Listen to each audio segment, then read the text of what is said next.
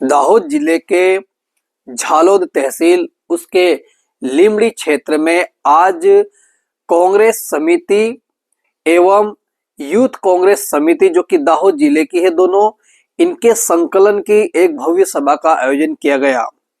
नमस्कार, मैं हूं राजेश सिसोदिया और इस समय आप देख रहे हो RJ Bharat news 7 franchise of lead India.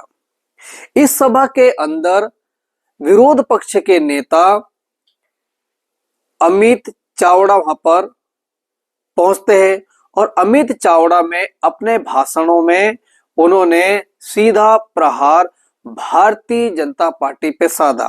तो आइए हम आपको दिखाते हैं कि आखिरकार अमित चावड़ा जो कि विरोध पक्ष के नेता है, उन्होंने क्या कहा। बने रहिए हमारे साथ।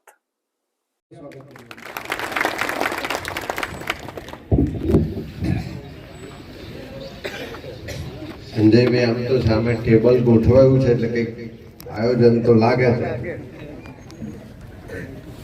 નહીં તો સમય ખૂબ થયો છે એટલે વધારે વાત નહીં કરતા આજે દાહોદ જિલ્લા કોંગ્રેસ સમિતિ અને દાહોદ જિલ્લા યુવક કોંગ્રેસ સમિતિની આ વિસ્તૃત કારોબારી બેઠકમાં આપણી વચ્ચે મંચ પર બિરાજમાન ઓલ ઇન્ડિયા કોંગ્રેસ સેવા દળના રાષ્ટ્રીય અધ્યક્ષ आदरणीय लालजी भाई, हमारा विधानसभा लड़ायक युवान साथी ने प्रदेश कांग्रेस समिति कार्यकारी प्रमुख भाई जिग्नेश भाई, युवानों हक अधिकार माटे आखा गुजरात में संगठन करीने लड़ाई लड़ता यूथ कांग्रेस प्रमुख भाई हरपालसिंह भाई, जिला कांग्रेस प्रमुख युवान साथी भाई हर्षद भाई, यूथ कांग्रेस प्रमुख भाई संजय भाई, अपना पूर्व सांसद बेन प्रभाबेन, विधानसभा हमारा मजबूत पूर्व साथी धारासभ्यश्रीओ डॉक्टर घरासिया साहेब, बेन चंद्रिका बेन, रजूभाई भाई, मुकेश भाई, रघु भाई, गोविंद भाई, दिनेश भाई, एनएसयूआई पूर्व प्रदेश अध्यक्ष भाई महिपाल सिंह भाई, तमाम मंचस्थ आगेवानों आप सौ कांग्रेस परिवार वडीलों ने साथी युवान मित्रों भाईओ और बहनों, घणी बधी बात थाय पण आ लड़ाई कोई आजकालनी लड़ाई नहीं। हमने तमे बधाए देशनी पार्लियामेंट में राहुल जी ने भाषण करता जोया तक नहीं। एक हाथ में देशना बंधारणनी चौपड़ी हती अने बीजा हाथ में कई चौपड़ी हती, कोई ख्याल था? मनुस्मृति चौपड़ी। कांग्रेस की विचारधारा तमाम लोगों ने समान गणे छे, आपणे बधा ज समान छीए ए रीतनो अधिकार कांग्रेस की देशनी पहली सरकारे बाबा साहेब आंबेडकर ना नेतृत्व में बनेली बंधारण सभाए जे बंधारण बनावीने आप्यो, ये कांग्रेस की विचारधाराए अक्षरे अक्षरे नो अमल कर्यो। અને એટલા જ માટે આજે દેશનો વડાપ્રધાન હોય કે દાહોદનો કોઈ સામાન્ય ખેત મજૂર હોય, બંનેના મતની કિંમત એક સરખી છે, બંને સમાન છે। આ દેશની જેટલી પણ સત્તા ને સંપત્તિ છે એના પર બધાનો સરખો અધિકાર છે। એ તાકાત દેશના બંધારણે આપીને બંધારણ મુજબ કોંગ્રેસે આ દેશને આ દિન સુધી ચલાવ્યો। દેશ આઝાદ થયો ત્યારે देश में टांकड़ी पर नहीं बनती, एना बदले आज विश्वनी महासत्ता बनवा तरफ आगळ वध्या छे, चंद्र सुधी पहोंच्या छे। एमां सौथी मोटुं जो कोई योगदान होय तो कांग्रेसनी विचारधारा अने देशना बंधारणनुं छे। मारे तमने पूछવું છે કે આપણને અત્યાર સુધી શું મળ્યું ને શું ગુમાવ્યું। कांग्रेसनी सरकार હતી तो सौथी पहला तो आपने अनामत आपी, नौकरीओं में अनामत, शिक्षण में अनामत। एना कारणे अनेक लोको भणी गणीने आगळ वध्या अने एमना परिवारो विस्तार सुखी थयो। कांग्रेस ने हती तो बाळक त्यां शाळाओ करी, गाम में शाळाओ करी, खेतर में शाळा करी, पर्वत पर करी, जंगल पर करी। અને ઓછું હતું તો વ્યવસ્થા ના હોય તો આશ્રમ શાળાઓ કરી, છાત્રાલય કરી, આપણા સમાજના દીકરા દીકરીઓને ભણાયા અને બધાને નોકરી ધંધે લગાડ્યા. સાચી વાત કે ખોટી? કોંગ્રેસ હતી તો કાયદાકીય અધિકાર આપ્યા, જંગલની જમીનનો અધિકારનો કાયદો લાયા, શિક્ષણનો અધિકારનો કાયદો લાયા, ખેડેની જમીનનો કાયદો લાયા, માહિતી અધિકારનો કાયદો લાયા, રોજગાર અધિકારનો મનરેગાનો કાયદો લાયા. આપણને પેલું રેશન કાર્ડ લઈને જઈએ તો અનાજ મળે છે. એ ફૂડ સિક્યુરિટી એક્ટ, અન્ન સુરક્ષા અધિકારનો કાયદો પણ કોંગ્રેસે આપ્યો. સાચી વાત છે ખોટી? આપણને મફત ભણવાનું કરી આપ્યું, મફત દવાખાનામાં દવા થાય એવી રીતે દવાખાના બનાવી આપ્યા. અત્યાર સુધી આપણે હિસાબ કરજો કે જે પણ કાયદાકીય અધિકાર મળ્યા એ બધા જ કોંગ્રેસે આપ્યા છે. મારી ચેલેન્જ છે કે છેલ્લા 30 વર્ષમાં રાજ્યમાં ભારતીય જનતા પાર્ટીનું શાસન છે. 10 વર્ષથી દિલ્હીમાં પણ નરેન્દ્ર મોદી વડાપ્રધાન છે. એક પણ કાયદો કે કાનૂન એવો બતાવજો કે જેનાથી તમારી પેઢીઓ સુધી તમને લાભ મળે. આપણા ફળિયામાં કોઈ 50 મીટરનો આરસીસી નો ટુકડો કરી આપે, કે કોઈ હેન્ડપંપ કરી આપે, કે કોઈ એક રસ્તો બની જાય એને વિકાસ નથી કહેવાતો. પણ કાયદાકીય તાકાત આપે જેનાથી તમારી પેઢીઓની પેઢીઓ તરી જાય, પેઢીઓની પેઢીઓ સુખી થઈ જાય, એ તાકાત કોંગ્રેસે આપી.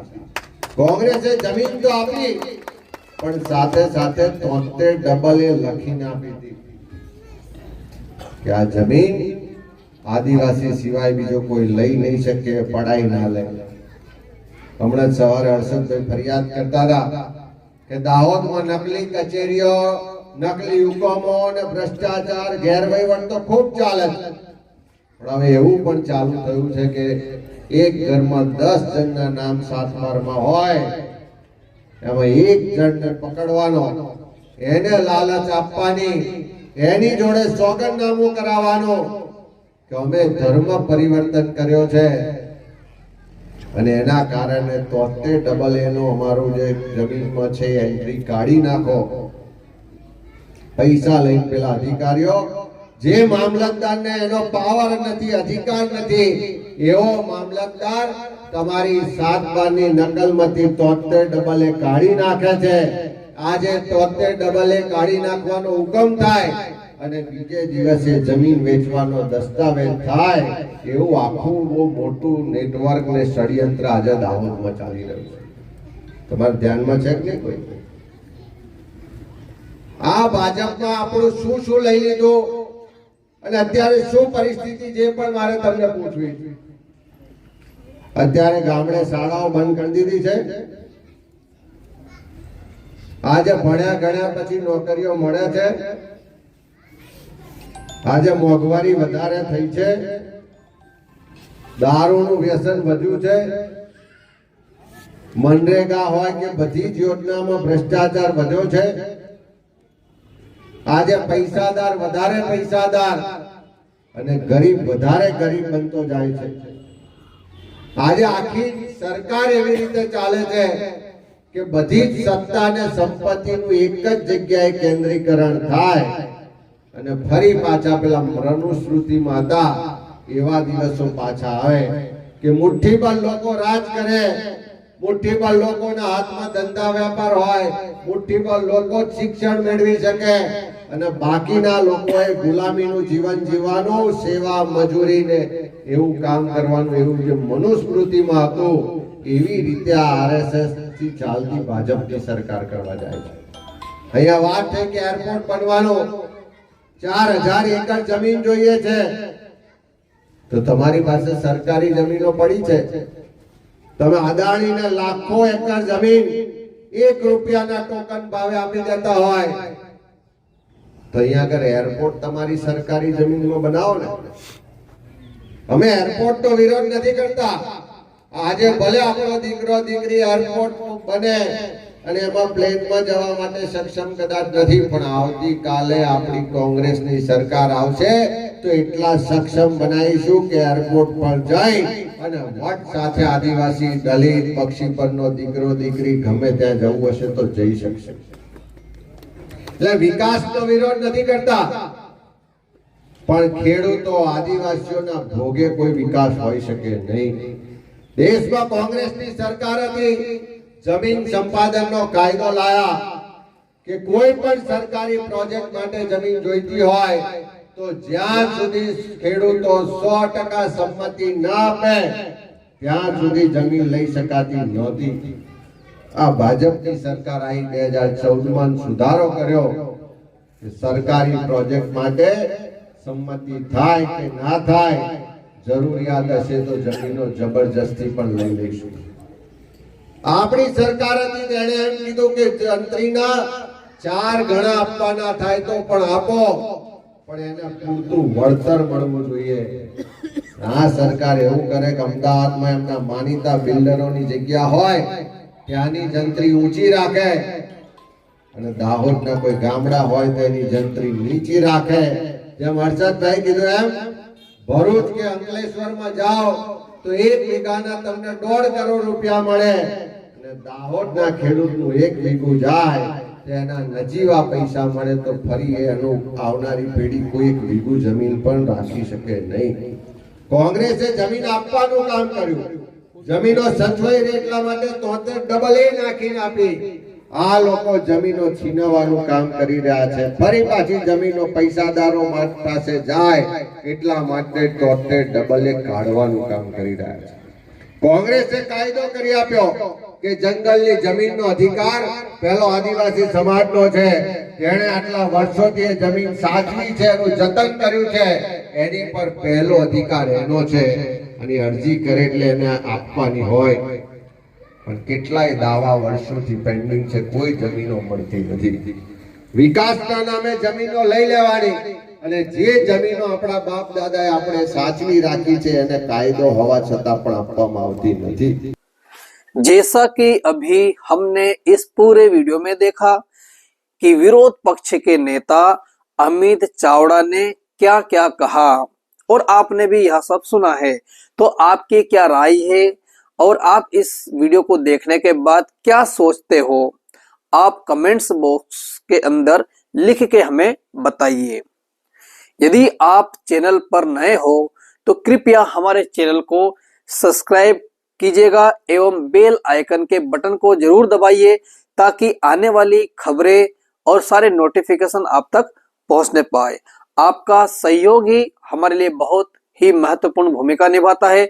आप अपना सहयोग देकर हमें ऐसी ही खबरें देने के लिए आप सहायता मदद करें. और हाँ, यातायात के नियमों का पालन कीजिए, हेलमेट है जरूरी. देखते रहिए आरजे भारत न्यूज़ 7. मैं आपका मित्र राजेश सिसोदिया फिलहाल आपसे विदा लेता हूं. जल्द मिलते हैं ऐसी ही कोई दूसरी खबर के साथ. जय हिंद, जय भारत, नमस्कार.